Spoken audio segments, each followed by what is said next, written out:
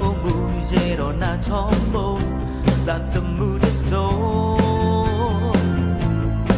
vì đâu qua đâu chẳng ha cứ giờ cái lối khi đã thơ mơ mùi chân ta vì có lời giấc em đâu cơ chờ giấc cần nhỏ con có lời lúc khi là bây giờ cần nhỏ con